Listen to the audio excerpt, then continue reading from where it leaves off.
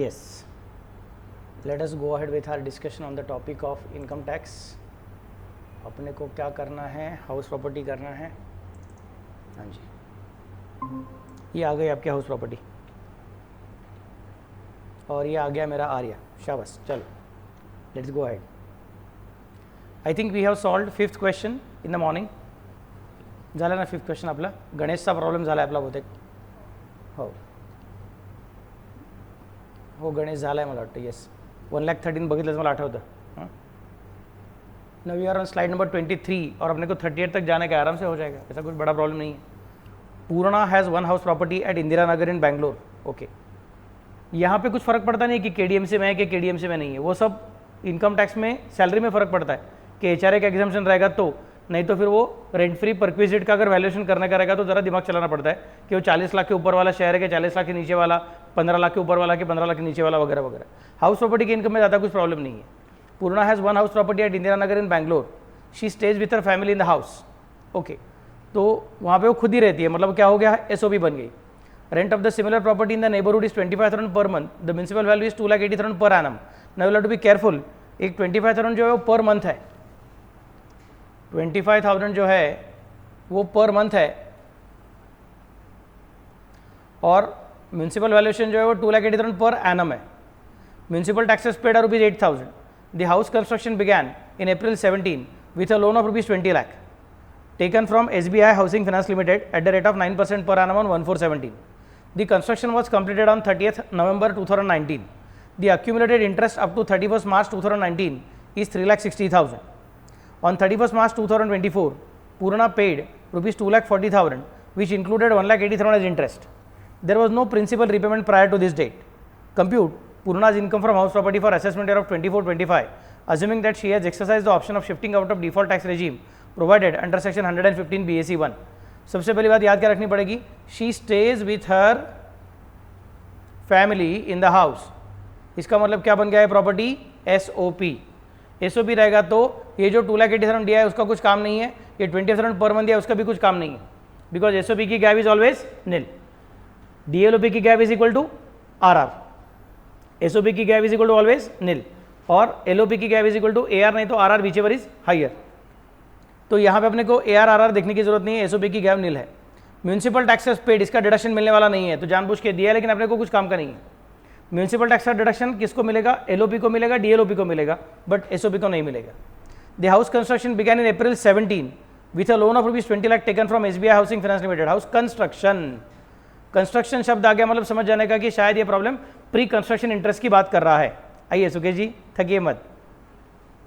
या अब ये प्रॉब्लम प्री कंस्ट्रक्शन इंटरेस्ट की बात कर रहा है. प्री कंस्ट्रक्शन इंटरेस्ट का स्पेशलिटी क्या है, number 1 always start from the date of loan. Date of loan से स्टार्ट करने का और आगे कहाँ तक जाने का है, फिर चेक करना पड़ेगा कि रीपेमेंट पहले हुआ कि कंस्ट्रक्शन पहले पूरा हुआ.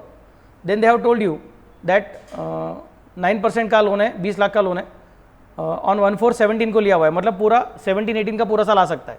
The construction was completed on 30th November 2019. या बसा बसा आरामात आरामात, घाई नको घाई नको. हो चालेल, तुम्ही करा. So the construction was completed on 30th November 2019. मी म्हणणार डेट ऑफ लोन काय झाली, 1/4/17 झाली. नंतर the construction is completed on date of completion of construction is 30th November 19 आणि accumulated interest up to 31st March 3,60,000 वगैरे ठीक आहे, चालेल, नो प्रॉब्लेम. तर date of completion of construction दिली आहे, डेट ऑफ रिपेमेंट दिलेलीच नाही आहे. समजतं की मी काय म्हणतो ते. डेट ऑफ कंप्लीशन ऑफ कन्स्ट्रक्शनच्या आधीचा 31st मार्च पकडायचा, म्हणजे 31st March 19 पर्यंत बघायचं आपल्याला. समजतं मी काय म्हणतो ते. So it will be from 1/4/17 to 31st March 19, म्हणजे 17-18 आणि 18-19 असे 2 वर्ष झाली. 20 लाखाचं लोन आहे तर ते 9% इंटरेस्ट आहे. 20 लाखाचे 9% मध्ये झाले किती, 1,80,000. एका वर्षासाठी 1,80,000, 2 वर्षासाठी किती, 3,60,000. ॲक्च्युली स्पीकिंग ती अमाऊंट त्याने देऊनच टाकली इकडे, 3,60,000 मिळते काय. द अक्युम्युलेटेड इंटरेस्ट म्हणजे जो इंटरेस्ट त्याने अक्युम्युलेट करायला सांगितला होता याचा प्री कन्स्ट्रक्शन पिरियडचा, त्याची अमाऊंट त्याने देऊन टाकली आहे. मी ते क्रॉस व्हेरीफाय करून कॅल्क्युलेट करून बघितलं की ते 3,60,000 होतं आहे म्हणून. त्याच्यामध्ये हे 3,60,000 आता काय करायला लागेल, 5 वर्षामध्ये डिवाइड करायला लागेल. 31st March 19चा पहिलं वर्ष आहे, म्हणजे सॉरी 19-20 हे फर्स्ट इयर असणार आहे. 1920 is first year, second year, third year, fourth year आणि फिफ्थ इयर, त्याच्यामध्ये 3,60,000 1/5 घ्यायला लागतील. सो 1920 नंतर 2021, 21, 22, 22, 23 आणि 23, 24, म्हणजे आपलं जे प्रिव्हियस इयर आहे 23, 24 ते लास्ट इयर आहे, त्याच्यामध्ये त्याला 3,60,000 1/5 मिळू शकतात. कळते का प्राजक्ता?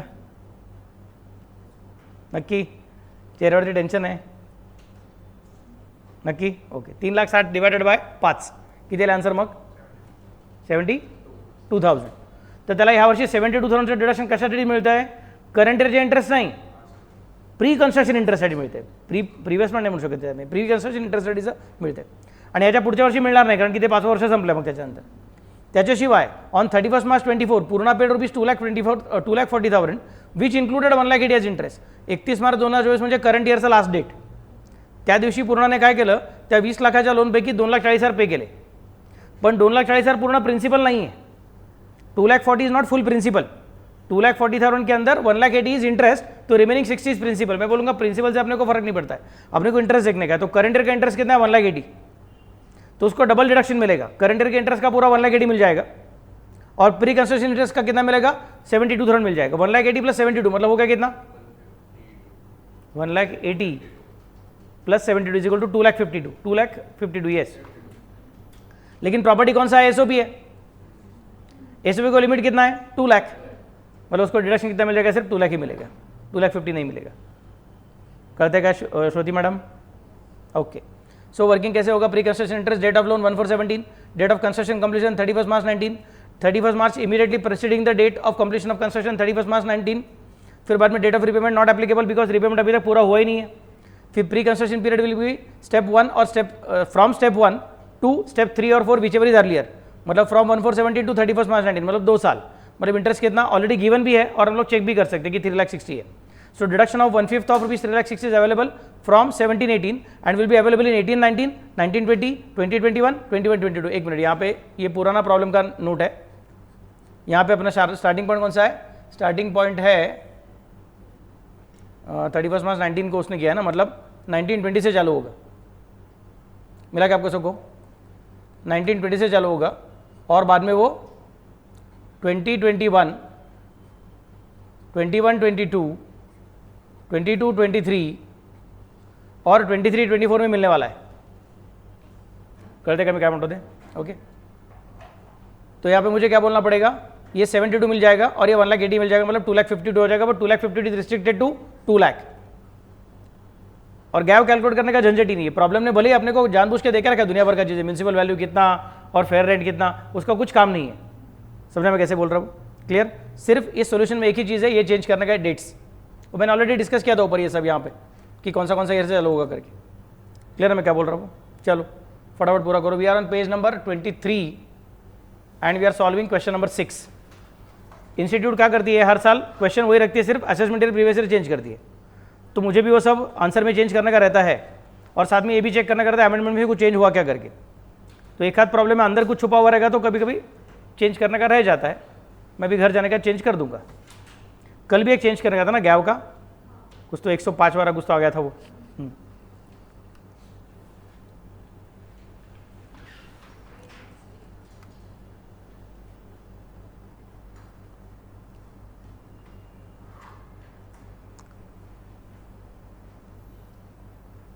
तापड़िया को खा के आया क्या? पूरा खत्म कर दिया तापड़िया?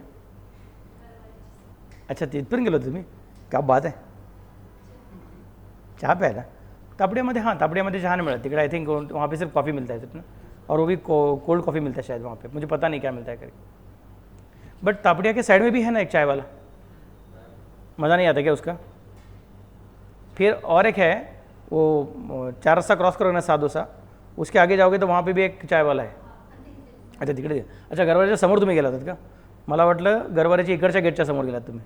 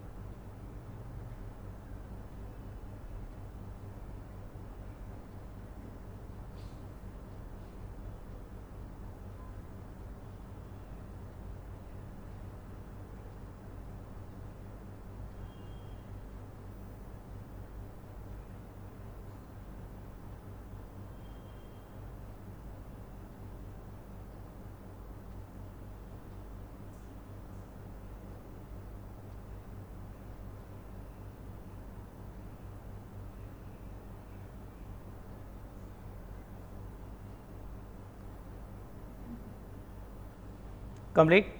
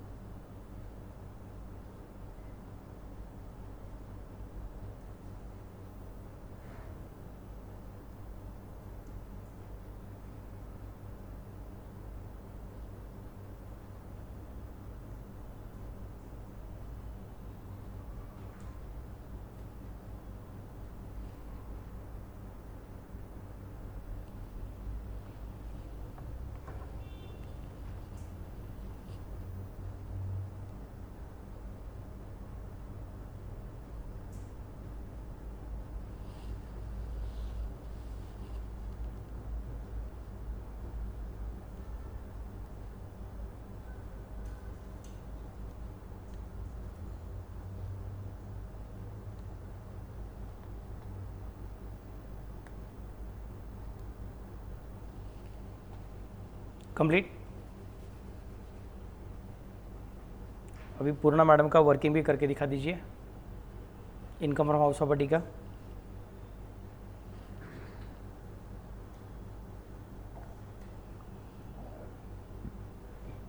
हो गया सिद्धांत आंसर ये वाला. SOP से मैक्सिमम लिमिट 2 लाख. SOP का लिमिट 2 लाख के ऊपर जा नहीं सकता है, तो वहीं पे रुकना पड़ेगा आपको. सॉरी, हां ठीक आहे. डिडक्शन अंडर सेक्शन 24 कडे हेडिंग लिहिले की बघ ना. त्याचं स्टँडर्ड डिडक्शन त्याला मिळणार नाही, कारण की नॅम लिहिलं आहे आणि इंटरेस्टचं डिडक्शन मिळतं, पण ते 2,52,000 मिळणार नाही, कारण मॅक्झिमम लिमिट इज 2 लाख.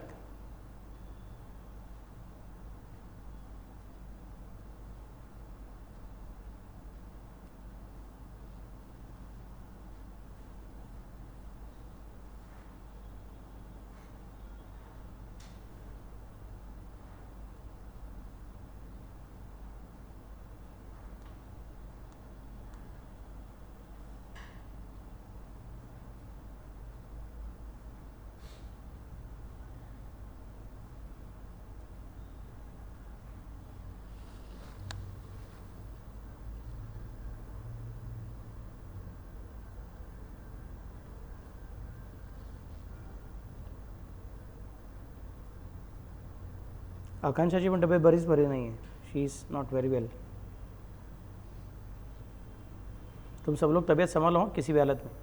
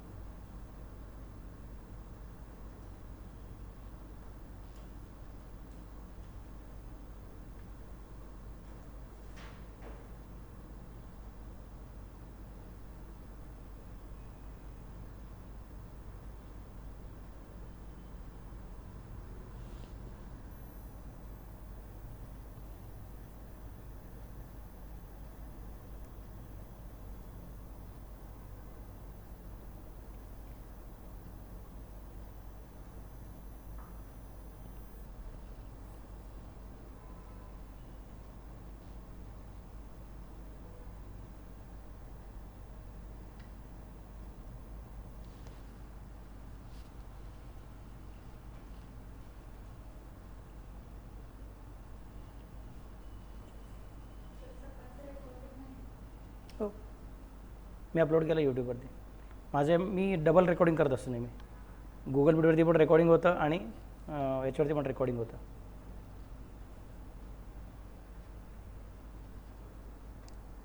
कारण कुठलंही कॉम्प्युटर सॉफ्टवेअर असलं ना कधीतरी काहीतरी गडबड होते. सो देर शुड बी बॅकअप. तुम्हाला अभय सर मला वाटतं SM मध्ये नाही, अभय सर नाही, वैभव सर तुम्हाला ऑडिटमध्ये शिकवतील. कुठलंही काम करताना तुम्हाला काय लागतं, बॅकअप लागतो, नाही तर रिस्की होतं सगळ्या गोष्टी. वैभव सरांचं GST लेक्चर आहे आता परवा.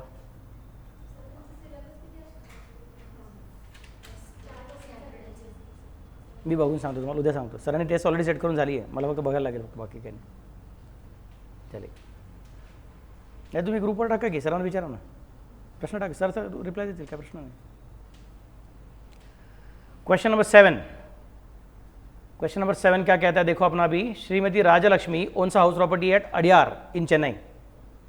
The municipal value of the property is ₹5 lakh. I think Adyar is the place, probably वहाँ पे वो जे कृष्णमूर्ति वहाँ पे थे मेरे ख्याल से, और maybe I don't remember, Raman Maharshi थे, somebody like that, very famous place.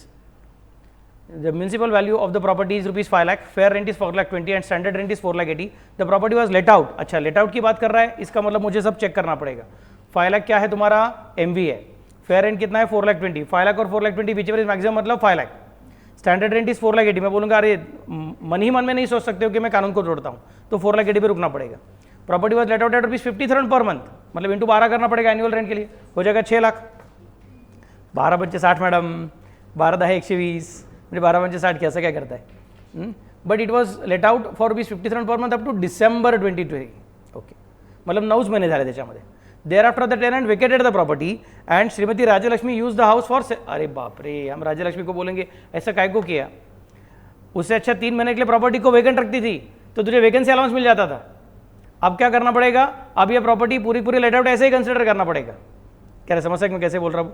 Okay, next. Rajalakshmi use house property for self occupation. मैं बोलूँगा इसका मतलब क्या है, 12 महीने के 2 टुकड़े हैं, some parties LOP and some parties SOP. और हमने रूल क्या बोला है, if the property is fully LOP for some part of the year and fully SOP for some other part of the year, then for the purpose of income tax calculation it is treated as LOP for the full year. तभी 12 महीने के LOP के हिसाब से consider करना पड़ेगा. उसमें actual rent जो रहेगा वो लेकिन 9 मंथ्स के हिसाब से लेगी, क्योंकि 9 मंथ्स का रेंट मिला हुआ है उसको. Okay, next. कुठे गेला, rent for the months of November and December 23 could not be realise. अरे बाप रे, मतलब और भी गड़बड़ है. एक तो 9 महीने का ही लेट आउट है, 3 महीने का SOP है, और 9 महीने के लेट आउट के अंदर भी 2 महीने का अनरियलाइज रेंट है. Okay, in spite of owner's efforts all the conditions prescribed under rule 4 are satisfied. Rule 4 का 4 कंडीशन कौन सा है, the tenancy is bona fide, the tenant has already vacated the property, tenant has not been accommodated in any other property owned by the assessee and necessary steps are taken for recovery of rent. चारों condition fulfil हो गया है. कभी कभार अगर पूछ लिया तो थियरी क्वेश्चन करके आएगा, what are the conditions of rule 4. और सिर्फ ये 4 लाइन लिखने के लिए आपने को अगर 4 मार्क मिलता रहेगा तो काय को छोड़ने का. समझे मैं कैसे बोल रहा हूँ. Next part. She paid municipal taxes at the rate of 12% during the year. Okay, municipal tax 12% है. अभी बोला नहीं है 12% किसका. इसके पहले सुबह 2 प्रॉब्लम किए थे, 2 या 3 प्रॉब्लम, उसके अंदर बोला था 12% ऑफ म्यूनसिपल वैल्यू. अब कुछ बोला नहीं, अभी किसका करने का 12%. फिर अगर बोला रहेगा तो बोला जैसा उसके हिसाब से करना पड़ेगा, और अगर कुछ नहीं बोला है तो हमेशा म्यूनसिपल वैल्यू का ही कैलकुलेट करने का, क्योंकि म्यूनसिपल वैल्यू का पर्पज ही वो रहता है. इफ यू रिमेंबर, जब मैं डिस्कशन कर रहा था 12 स्टेप्स का कि पहले कैलकुलेट करो म्यूनसिपल वैल्यू, तब मैंने क्या बोला था, इनकम टैक्स डिपार्टमेंट को ये पता ही नहीं चलेगा कि आपके प्रॉपर्टी का वैल्यू क्या है. Income tax is a central act, तो वो क्या किसको डिपेंड रहते हैं, they are dependent on municipality. Municipality के लोग क्या करते हैं, आपके प्रॉपर्टी को एसेस करते हैं. कैसे, वो पुराना बिल्डिंग है कि नया बिल्डिंग है, RCC स्ट्रक्चर है कि लोड बेरिंग स्ट्रक्चर है, पार्किंग है कि पार्किंग नहीं है, स्विमिंग टैंक है कि स्विमिंग टैंक नहीं है. समझे मैं कैसे बोल रहा हूँ. Are getting the point. सब चीज़ों को चेक करने के बाद में लिफ्ट है कि लिफ्ट नहीं है, 1 लिफ्ट है कि 2 लिफ्ट है, टेरेस पे सोलर पैनल लगाया कि नहीं लगाया हुआ है, ये सब चीज़ों को देखने के बाद म्यूनसिपलिटी आपका म्यूनसिपल टैक्स डिसाइड करती रहती है. तो म्यूनसिपल वैल्यूएशन ही उसके लिए किया जाता है. तो म्यूनसिपल वैल्यूएशन का basic purpose is to decide the amount of municipal tax. और वो भी बता के रखता हूँ कि म्यूनसिपलिटी जनरली क्या कंसिडर करती है, जितना आपका म्यूनसिपल वैल्यूएशन रहेगा उसका 10% आपका जनरली म्यूनसिपल टैक्स रहता है. जनरली समझा मैं कैसे बोल रहा हूँ. तो कभी कभी म्यूनसिपल टैक्स दिया रहता है अपने को, लेकिन म्यूनसिपल वैल्यूएशन नहीं दिया रहता है, और अपने को उल्टा कैलकुलेट करना करता है. Then you should specify that municipal tax is 10% of municipal value if nothing is mentioned. So but यहाँ पे 12% बोला है, मैंने ऑलरेडी बोला भैया, इफ नथिंग इज मेंशन्ड तो 10%, इफ समथिंग इज मेंशन्ड तो फॉलो दैट. और ये 10% का लॉजिक मैंने आपको कब से सिखाया है, हाउस प्रॉपर्टी सॉरी सैलरी के अंदर भी सिखाया हुआ है. HRA के टाइम क्या सिखाया था मैंने आपको कि nobody pays more than 10% of their income. So अगर घर की कीमत जितनी है उसका 10% वो खर्चा करेगा. ऐसा बेसिक लॉजिक सब जगह पे चलता है. समझे मैं कैसे बोल रहा हूँ? 10% इनकम टैक्स का बड़ा प्यारा 10% है, बहुत सारे जगह पे 10% को यूज़ कर लेते हैं वो लोग। याद है क्या? वो फर्नीचर का वैल्यू, अगर furniture is owned by the employer, या फिर वो मोटर कार नहीं, different assets, movable assets given for the purpose of use, उसमें भी क्या बोलते हैं हम लोग? कॉस्ट का 10% ऐड कर देने का करके। समझा मैं कैसे बोल रहा हूँ? चलो ठीक है। She paid interest of ₹25,000 during the year for amount borrowed for repairs of the house property. मैं बोलूँगा हाँ रिपेयर्स के लिए रहेगा तो चलेगा। रिपेयर्स का लिमिट कितना है? नहीं, मेरे ख्याल से अनलिमिटेड है। अरे मेरे गांव के लोग, वो जो लिमिट है वो एसओपी का लिमिट्स है, और अपनी हीरोइन राजा लक्ष्मी का प्रॉपर्टी एलओपी है, एलओपी को लिमिट नहीं है। समझे क्या? आपने सुबह जो चार्ट बना के रखा है उस चार्ट में क्या लिखा है? एसओपी को लिमिट्स है, एलओपी को लिमिट्स नहीं है। एलओपी के सिर्फ इतना बोला है कि बाबा loan should have been taken either for purchase और फॉर कंस्ट्रक्शन और फॉर रिपेयर्स और फॉर रिन्यूअल्स। समझते क्या भी क्या मतलब है? गूगली बॉल है, छोटा छोटा चीज़ है। हाउस प्रॉपर्टी ईजी है क्या? ईजी है, लेकिन ध्यान रखना पड़ता है, इतना भी ईजी नहीं है। ओके चलो जी नेक्स्ट पार्ट। लेकिन फिर भी इस प्रॉब्लम में झंझट ही नहीं आएगा, क्योंकि amount of interest is only 25,000। तो अगर आपको सपोज स्ट्राइक नहीं हुआ, आपने गलती से 25,000 लिखा रहेगा, तो भी वो गलती भी सही हो जाएगी, क्योंकि टेंशन ही नहीं है यहाँ पे। हाँ 35 रहता तो आप रुक जाते थे और 30 करते थे, फिर समझ में आता था कि आपको समझा हुआ नहीं है करके। समझा ना? चलो ठीक है। During the year amount borrowed for the repairs of the house property, ठीक है। कंप्यूटर इनकम, तो मुझे वर्किंग कैसे करना पड़ेगा? पहले म्यूनसिपल वैल्यू देखो। म्यूनसिपल वैल्यू कितना ले लिया मैंने? पूरा ले लिया है 5 लाख। नहीं सर 9 महीने का ले लो ना, ये पर एनम है, ये 4,20,000 पर एनम है, तो सर आप इसको 9 महीने का ले लो। मैं बोलूँगा हाँ मुझे भी वही मन कर रहा था, लेकिन क्या करें, अगर तुमने ऐसा किया रहेगा तो हम बोलते 12 महीने के ले लो भी ट्रीट करो, तो इसलिए मैंने पूरा 5 लाख ले लिया है। समझा मैं क्या बोल रहा हूँ? Municipal value 5 lakh, fair rent 4,20,000, whichever is maximum मतलब 5 lakh, standard rent under rent control कितना? 4,80,000, रीजनेबल रेंट कितना तुम्हारा फिर हो जाएगा अपने आप? 4,80,000। बाद में एनुअल रेंट कितना हो जाएगा? 6 लाख। अनरियलाइज्ड रेंट कितना हो जाएगा? 1 लाख। 1 लाख किधर से है? 2 महीने का रेंट मिला हुआ नहीं, नवंबर एंड दिसंबर का। समझे कि मैं क्या बोल रहा हूँ? ओके एक्चुअल रेंट, अभी जरा संभाल के, यहाँ पे जरा डेंजरस पॉइंट आ रहा है इस प्रॉब्लम में। एक्चुअल रेंट क्या बोलना पड़ेगा? एनुअल रेंट कितना है? 6 लाख, माइनस अनरियलाइज्ड रेंट कितना है? 1 लाख, और रेंट फॉर एसओपी पीरियड, क्योंकि जब पीरियड में एसओपी है तब तो वो किसी का से रेंट नहीं दे सकता है, तो 50,000 इंटू 3 मंथ्स मतलब वो 1.5 लाख रुपया।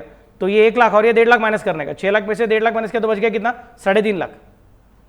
हम बोलेंगे तुम्हारा आंसर कितना आया? 3.5 लाख आ गया ना। This answer should be compared with what? It should be compared with RR. RR कितना है तुम्हारा? 4,80,000। हम बोलेंगे सॉरी यार, फिर आरआर के नीचे नहीं उतर सकते तुम।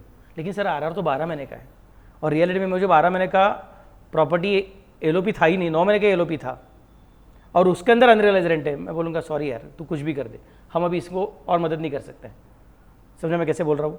फिर भी हमने तुझे मदद कर ही दिया अगर दिमाग चलाओगे तो, क्योंकि तेरा आंसर 6 लाख था। 53 इंटू 12 करोगे तो आंसर 6 लाख आने वाला था, लेकिन हमने 6 लाख में से तुमको 1,20,000 माइनस करने का चांस दे दिया अगर दिमाग चलाओगे तो, क्योंकि हमने 4,80,000 पकड़ लिया है। समझे क्या मैं क्या बोल रहा हूँ? तो थोड़ा मदद किया इनकम टैक्स ने, बट ज़्यादा मदद नहीं करेगा। तो बोलेगा सर मेरा ये वैकेंसी का एसओपी का पीरियड का भी माइनस कर दो, और ऊपर से मेरा अनरियलाइज्ड भी माइनस कर दो। हम बोलेंगे नहीं राजा, हम तुझे सब मिला के 1,20,000 माइनस करके देंगे, because you can not go beyond RR in this situation. समझे मैं कैसे बोल रहा हूँ? तो आंसर कितना हो गया? एक्सपेक्टेड रेंट का 4,80,000, वैकेंसी पीरियड 0 है। नहीं सर वैकेंसी पीरियड 3 मंथ है, फटका मारूंगा। वैकेंसी मतलब जहाँ पे कुछ भी बेनिफिट नहीं लिया रहेगा उसको वैकेंसी बोलते हैं। 3 महीने के लिए खुद रहने को गई थी, मतलब बेनिफिट लिया, तो it is not vacant, it is SOP. समझा मैं कैसे बोल रहा हूँ? तो vacancy period nil, not applicable, vacancy rent is therefore nil. तो 4,80,000 आउटर कॉलम में आ गया। म्यूनसिपल टैक्स देखो मैंने क्या बोला था, म्यूनसिपल वैल्यूएशन का कैलकुलेट करना है, इसलिए 5 लाख का 12% लिया हुआ है, 60,000। नेट एनुअल वैल्यू कितना? 4,20,000। डिडक्शन अंडर सेक्शन 24 में क्या आएगा? 4,20,000 का 30%। इंटरेस्ट ऑन मनी बोरोड में झंझट नहीं है, 25,000 ले सकते हो आराम से, तो ले लिया। आउटर कॉलम में 1,51,000 आ गया। Net income from house properties 2,69,000। चलो स्टार्ट।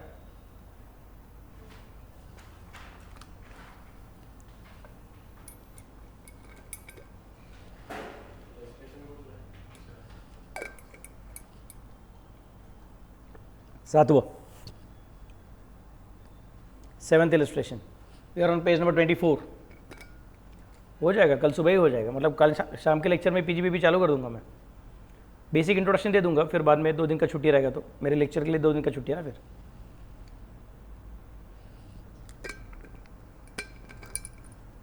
बहुत अच्छे बच्चे लोग हो तुम लोग, सिर्फ ज़रा स्ट्रेंथ को मेंटेन करो, और मन में अगर ऐसा लगा ठीक है आज ज़रा लेट जाता हूँ, ये करता हूँ, ऐसा मत करो, बस खुद को फिर से पकड़ लेना। मन में ऐसे अलग अलग ख्याल आएंगे, मुझे पता है, मैं भी स्टूडेंट था, भले ही 25 साल पहले स्टूडेंट था, तो भी मुझे याद है कि मुझे क्या क्या तकलीफ होती थी।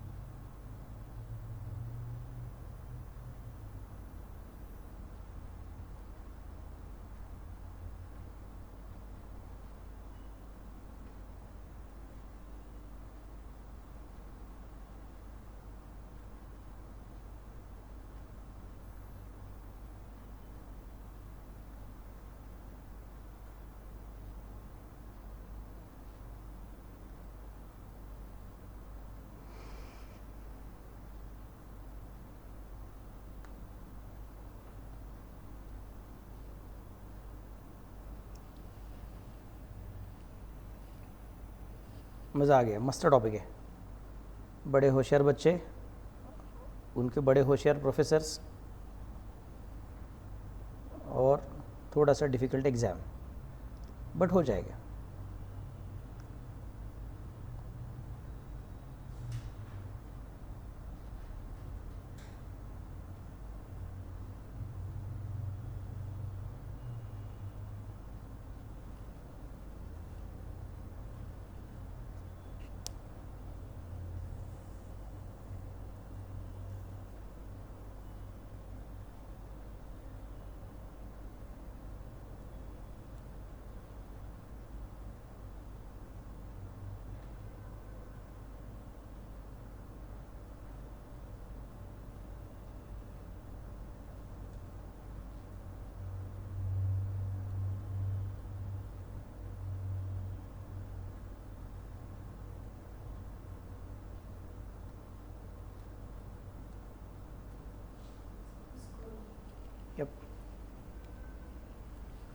आर्य कळतं का रे बाळा?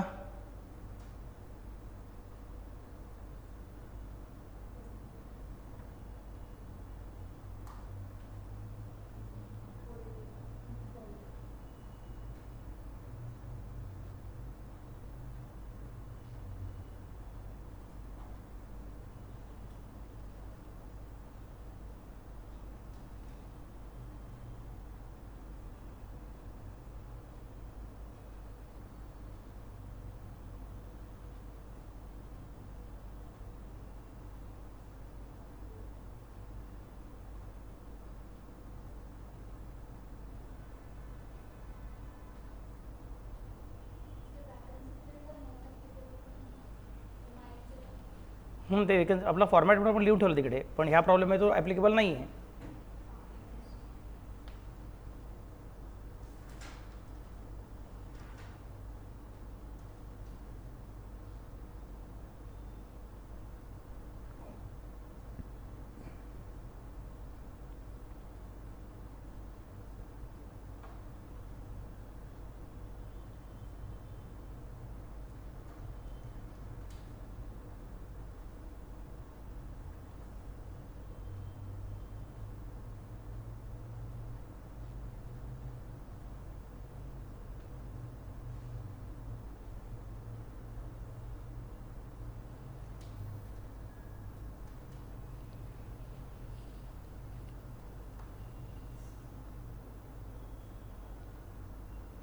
आणि अजिबात घाबरायचं नाही. टेन्शन आलं की मी मला सांगितलं आहे रात्री 9 नंतर मी फ्री असतो, मला फोन करायचा टेन्शन आलं तर. घाबरायचं नाही. सर मला अभ्यास होणार नाही, मला असं होतं तसं होतं, तसं काहीच होत नसतं आहे. Where there is a will there is a way. इच्छा तिथे मार्ग.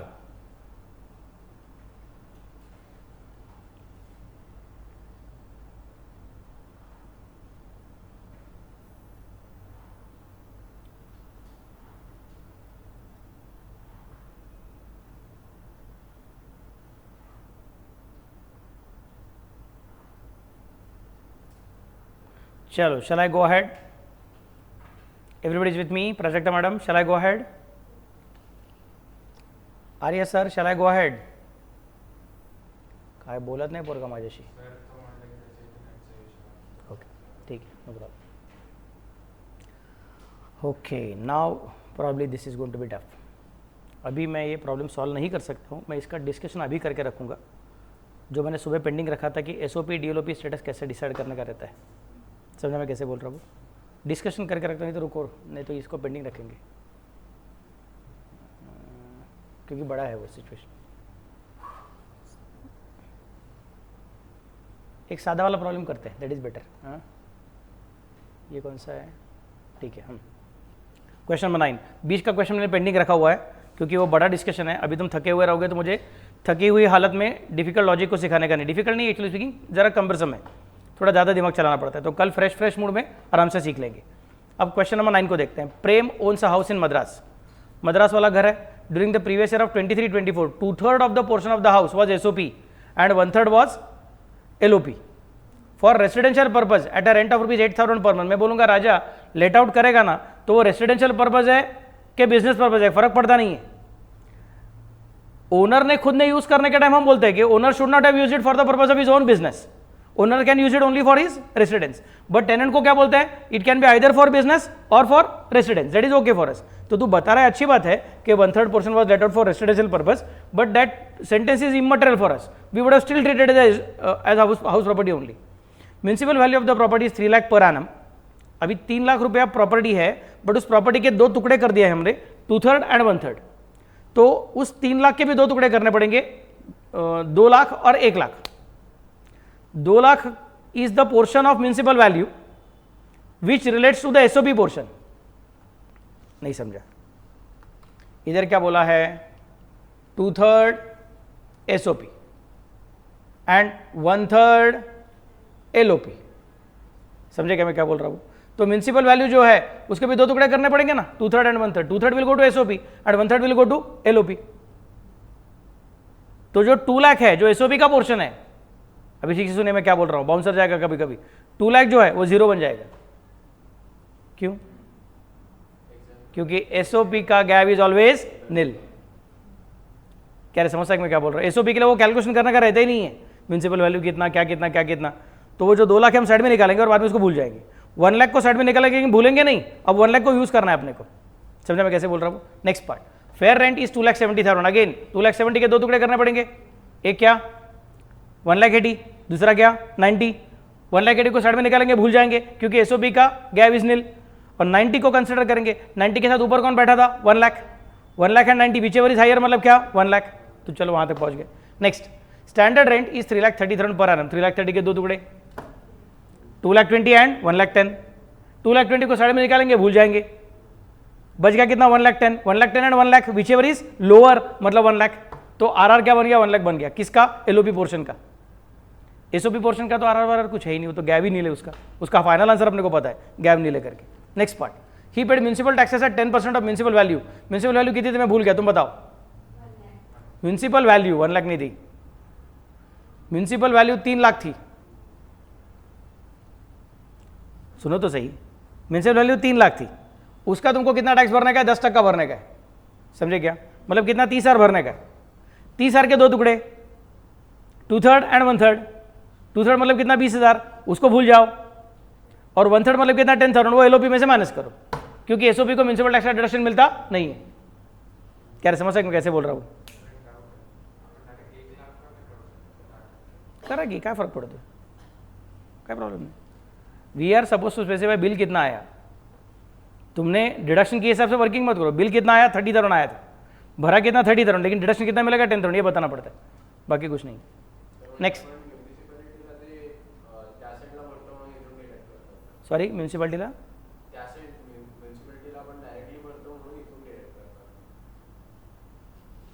मैं डायरेक्टली कोणाला देतो? नाही मला नाही कळत, प्रश्न नाही कळते मला ॲक्च्युली स्पीकिंग। इथून म्हणजे कुठून? गावामधनं? हां, हो हो हो। सकाळी उशीर आला होता ना, बरोबर ना? 12च्या लेक्चरला उशीर आला होतास ना, सकाळी हे डिस्कस केलं होतं मी कि municipal tax is allowed as a deduction on payment basis. ये 3 डिडक्शन है। जब तुम नहीं थे तो यहाँ पे बहुत सारा रामायण हो गया था, और इस रामायण में हमने ऐसी बड़ी बड़ी बातें की थी। ये देखो डिडक्शंस इन डिटेल, इसमें लिखा है कि आपको क्या माइनस करने को पड़ेगा, municipal tax. Just like any other tax, deduction of municipal tax is also available on payment basis. Further, it is also to be noted that the deduction is available to the SSE only if the municipal tax is actually paid and borne by the SSE in the relevant previous year. Thus, if it is not paid, deduction is not available. And if it is paid but not borne by the SSE, मतलब he is getting it reimbursed from the tenant, again he cannot claim the deduction. तो section 24 जो section है, 22 is talking about charging section, 23 talks about gap का calculation, 24 talks about deduction, और deduction में 3 deduction बोला हुआ है। पहला डिडक्शन कौन सा है, 23 के अंदर का डिडक्शन है। Municipal tax is deduction under 23, हाँ remember, and standard deduction and interest money borrowed is 24 वाला डिडक्शन है। समझा मैं क्या बोल रहा हूँ? क्योंकि म्युनिसिपल टैक्स नैव कैलकुलेट करने के पहले माइनस करने का रहता है। Got the idea? तो जितना उधर इस साल में खुद के पॉकेट से पे किया रहेगा उतना माइनस करने को मिलेगा। और तब मैंने बहुत सारा चीज़ बोला हुआ था कि अगर तुमने अगले 3 साल का भी एडवांस में पे किया रहेगा कि बाबा म्यूनसिपलिटी ने बोला अगर एडवांस भरते रहोगे तो 10% डिस्काउंट है, तो तूने भर दिया अगले से 3 साल का पैसा, तो इस साल में तुमको तीनों साल का डिडक्शन मिल जाएगा, वो मतलब जितना पे किया उतना माइनस करने को मिल जाएगा। अगले 3 साल फिर डिडक्शन नहीं मिलेगा, because municipal taxes are deduction in the year in which it is paid, not the year for which it is paid. Got the idea? And it should be paid by you out of your pocket. If you are getting it reimbursed from the tenant, you won't get the deduction. समझे क्या? इसके लिए 12 बजे आने का। अगर नहीं आ सकते रहोगे तो जब क्या गाड़ी में रहोगे या फिर रिक्शा में रहोगे तो कान में लेक्चर चालू कर देने का ऑनलाइन, सो उतना मिस नहीं होगा तुम्हारा। लेकिन बाइक चलाते रहोगे तो मत करो बाबा, क्योंकि ध्यान देना रहता है। हाँ ठीक है। एनीवे, रिस्क मत उठाओ ज़्यादा, और हो सके उतना बराबर टाइम पे आने का कोशिश करो, आपको फ़ायदा होगा और अपना स्पीड बढ़ेगा। और मुझे कहाँ पे जाना है? हाँ यहाँ पे आना है, यस। तो अभी 10th राउंड का डिडक्शन उसको मिलने वाला है सिर्फ। नेक्स्ट किधर गया? अ लोन ऑफ 25 लाख। अच्छा एक मिनट, हमने क्या देखा था अभी? वो 1 लाख आया था ना उसका आंसर, गैव का, मतलब गैव ने आरआर का आंसर 1 लाख आया था ना, और उसने बोल कर रखा उसका रेंट कितना है? 8,000 पर मंथ है। मिला क्या? वो जो 1/3 पोर्शन उसने रेंट पे दिया था ना, 8,000 पर मंथ है। मैं बोलूँगा 8,000 इंटू 12 मतलब 96,000, 12 शायद ना हो, समझ आएगा? 12 8 96, टेबल बाय हार्ट होना चाहिए बच्चा लोग। ऐसा कैसे रहे तुम लोग सीए बनने को आए और टेबल बाय हार्ट नहीं तुम्हारा करके? एटलीस्ट 12 तक तो बाय हार्ट करने दो। 13 के आगे नहीं आता रहेगा तो भी चलेगा, बट एटलीस्ट 12 तक तो बाय हार्ट कर दो। सो इन दैट केस 12 8 96, 96,000 क्या हो गया तुम्हारा? Annual rent. अनरियलाइज रेंट वाला कुछ है नहीं लगता है। मैं बोलूँगा फिर एक्चुअल रेंट भी 96, वैकेंसी पीरियड दिखता नहीं है, मतलब फिर से बार आंसर आएगा 96। मैं बोलूँगा अरे यार ये नहीं चलेगा तुम्हारा। हम बोलेंगे तुम्हारा आंसर ऊपर 1 लाख था, आरआर 1 लाख है और एआर तुम्हारा 96 है, तो ईआर तुम्हारा कितना हो जाएगा? 1 लाख ही हो जाएगा। समझे मैं कैसे बोल रहा हूँ? और वैकेंसी पीरियड 0 है, मतलब तुम्हारा गैव भी 1 लाख हो जाएगा। 1 लाख के गैव में से तुम 10,000 के municipal tax deduction minus claim करने वाले हो, तुमको बचेगा 90,000 का नैव। 90,000 के नैव के ऊपर 30% तुमको क्या कैलकुलेट करना पड़ेगा? स्टैंडर्ड डिडक्शन, मतलब 27,000 चला जाएगा। 9 त्रिक 27, 9 3 27, तो 2700 माइनस हो जाएगा, बचेगा कितना? 63,000 बचेगा। 90 माइनस 27 इज इक्वल टू 63। फिर तुमको माइनस करने का अकाउंट तुम्हारा इंटरेस्ट। इंटरेस्ट कितना है? Loan of 25 lakh was taken by him during the year of 2019 for acquiring the property. Interest on loan paid, acquiring बोला उन्होंने, कंस्ट्रक्शन वाला बोला नहीं, तो there is no difficulty. Interest on loan paid during the previous year of 23-24 was 1,20,000। अब मैं बोलूँगा 1,20,000 के 2 टुकड़े कर दो, 2/3 एंड 1/3, मतलब 80,000 एंड 40,000। 40,000 तो आराम से माइनस कर सकते हो क्योंकि एलओपी पोर्शन का है। 80,000 को एसओपी पोर्शन बोलना पड़ेगा, और एसओपी पोर्शन को लिमिट कितना है? 2 लाख, और मिल गया कितना? 1,20,000, 1,20,000 ना, नहीं सॉरी 80 तो आराम से माइनस करने को मिल जाएगा, there is no difficulty. So SOP का आंसर क्या आएगा? निगेटिव 80,000, और एलओपी का आंसर कितना था? 1 लाख का आंसर था, उसमें से 10,000 माइनस करके 90,000 बच गया था। 90,000 से 27,000 हटा दिया था, 63,000 बच गया था। 63,000 से 40,000 हटा दिया, मतलब 23,000 बच गया। 23,000 पॉजिटिव और इधर का 80,000 नेगेटिव, मतलब नेट आंसर तुमको चेक करना पड़ेगा कितना आएगा वो। Compute Prem's income from house property for the assessment year of 24-25, assuming that he has exercised the option of shifting out of default tax regime provided under section 115 BSE. And what would be Prem's income for house property under a default tax regime? Default tax regime में जाएगा तो SOP का answer पूरा नील हो जाएगा, और LOP का answer जो 23,000 है वो हो जाएगा, तो 0 + 23 हो जाएगा वो। क्या समझ सकते मैं कैसे बोल रहा हूँ? क्लियर? चलो यहाँ पे देखो कौन सा वर्किंग है मेरा। SOP एन करके यहाँ पे गया है, और निगेटिव 80 कर दिया मैंने, मिला क्या आपको? और ये अपना कितना था? 1 लाख, फिर उसमें से 10,000 हटा के 90, फिर 27 + 40 मतलब पॉजिटिव 23, निगेटिव 80 और पॉजिटिव 23 मतलब निगेटिव 57। ये कौन सा ऑप्शन है वो? तो ऑप्शनल रेजिम है। और डिफॉल्ट रेजिम में रहेगा तो क्या करना पड़ेगा? मैंने वर्किंग नहीं किया हुआ है, तुम बोलो। डिफॉल्ट रेजिम में रहेगा तो क्या हो जाएगा? यहाँ पे नील, यहाँ पे 23,000, तो यहाँ पे आंसर कितना आएगा? 23,000 पॉजिटिव, निगेटिव नहीं आएगा। समझे क्या?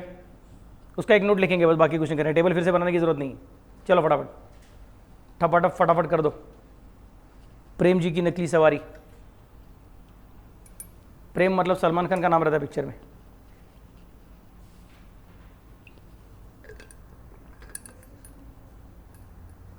Nine, we are on page number 28 and we are solving illustration number 9। अंदाज अपना अपना पिक्चर में आमिर खान का नाम अमर रहता है और सलमान खान का नाम प्रेम रहता है, इसलिए उनको दोनों को अमर प्रेम कहते हैं। बहुत अच्छा पिक्चर है, आज का होमवर्क देखो घर जाने के बाद, अंदाज अपना अपना।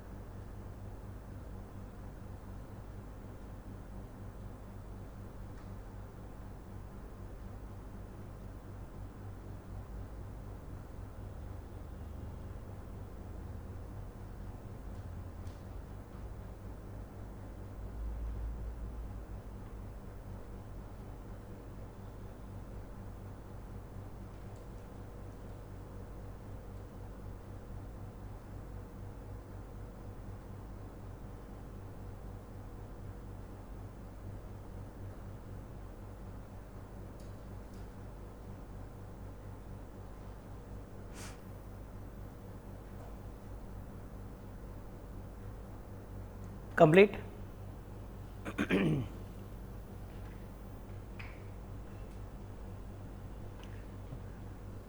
डिफ़ॉल्ट रेजिम के लिए रुको, मैं बताता हूँ।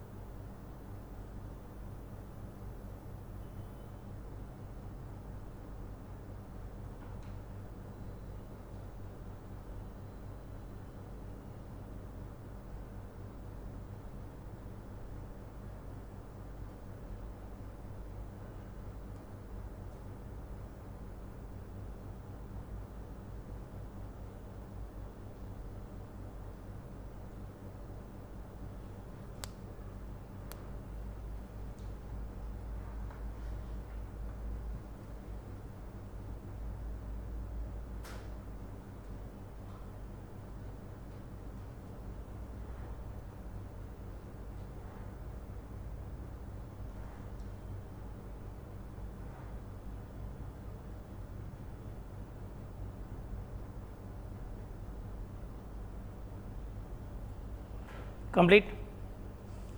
डिफ़ॉल्ट रेजिम का नोट में देता हूँ।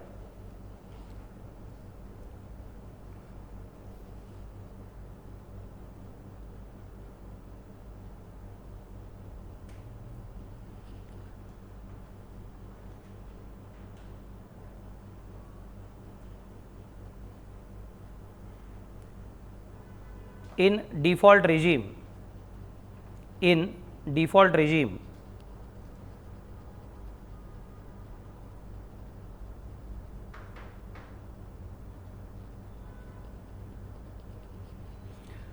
no deduction is available under SOP.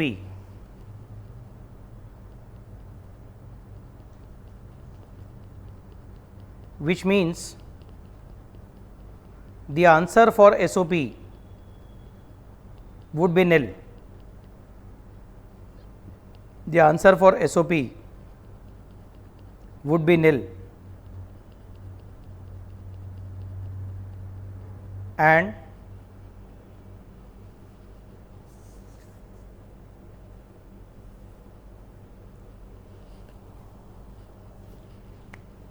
the answer for LOP would be same.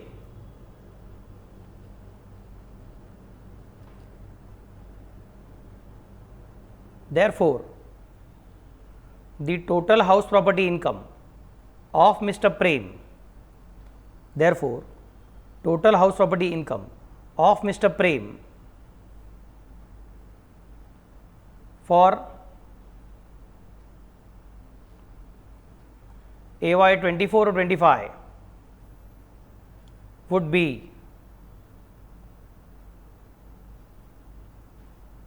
for AY 24 or 25 would be what? 23,000. Full stop, काम खत्म, पैसा हजम। आज के लिए इतना ही काफ़ी है। कल के फर्स्ट लेक्चर में हाउस प्रॉपर्टी खत्म हो जाएगा और कल के लास्ट लेक्चर में पीजीबीपी चालू कर दूंगा। थोड़ा सा एक उसका चस्का लगा दूंगा आप लोगों को, टेस्ट, और बाद में फिर मंडे से आगे पीजीबीपी काफ़ी क्यूट है, आपको मज़ा आएगा। मतलब सैलरी में जिस तरह से दिमाग चलता है उसके मुकाबले हाउस प्रॉपर्टी में अलग तरीके से दिमाग चलाना पड़ता है, और पीजीबीपी में दोनों से बाहर निकलना पड़ता है, पूरा अलग तरीके से। So will enjoy. ओके, चलो bye bye, take care, good night.